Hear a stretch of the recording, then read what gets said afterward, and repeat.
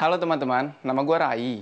Pemilu 2014 sebentar lagi dan makin banyak diobrolin sama orang-orang. Mungkin lo nanya ya, ngapain sih kita ikutan pemilu? Terus pas pemilu nanti kita milih apa? Setelah mereka terpilih, mereka kerjanya apa? Dan apa dampaknya buat kita-kita? Nah, daripada lo bingung dan daripada nanti kayak beli kucing dalam karung, sini gue jelasin.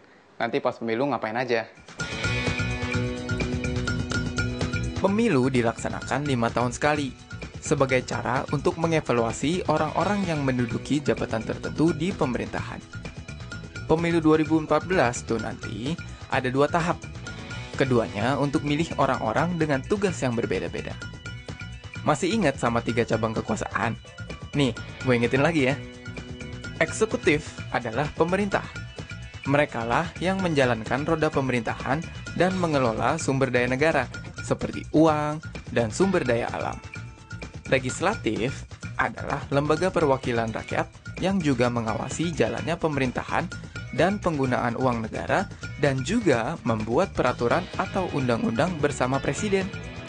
Yang terakhir, yudikatif, berfungsi menegakkan peraturan dan mengadili apabila terjadi penyelewengan undang-undang.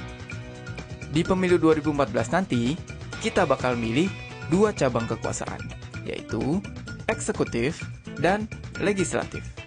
Tahap pertama namanya pemilu legislatif. Untuk milih Dewan Perwakilan Rakyat, Dewan Perwakilan Rakyat Daerah, dan Dewan Perwakilan Daerah. Ketiga lembaga namanya lembaga legislatif. Tugasnya mewakili kita sebagai warga negara berkepentingan. Artinya, kita punya hak untuk menyampaikan aspirasi dan kebutuhan kepada para anggota legislatif ini yang nanti bisa diwujudkan dalam bentuk peraturan. Selain itu, kita semua kan juga punya kepentingan yang perlu diperhatikan juga. Masyarakat Indonesia beragam banget, jadi kepentingannya juga beragam. Makanya, kita perlu lembaga legislatif ini untuk jadi corong yang bisa menyampaikan suara kita kepada para pemimpin negara ini.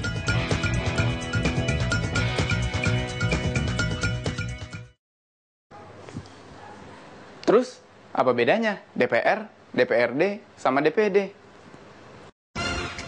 DPR dan DPD sama-sama mewakili kita di tingkat nasional. Kalau DPRD hanya punya wilayah perwakilan sebatas daerah yang diwakilinya. Yang harus diingat, kita akan milih calon anggota DPRD dan DPD sesuai daerah dan wilayah pendaftaran kita masing-masing. Kayak gue misalnya, gue warga Jakarta Selatan, maka gue akan milih calon anggota DPD Jakarta dan juga calon anggota DPRD dari Jakarta Selatan. Nah, untuk kalian yang di luar ibu kota Jakarta, DPRD dibagi menjadi 2, tingkat provinsi dan tingkat kabupaten atau kota. Fungsi DPRD sama seperti fungsi DPR di tingkat pusat, yaitu legislasi, anggaran, dan pengawasan. Fungsi legislasi itu bikin undang-undang bersama presiden. Fungsi anggaran itu ngebahas dan menyetujui atau tidak anggaran pendapatan dan belanja negara yang diajukan presiden, yaitu rencana penggunaan uang negara selama setahun ke depan.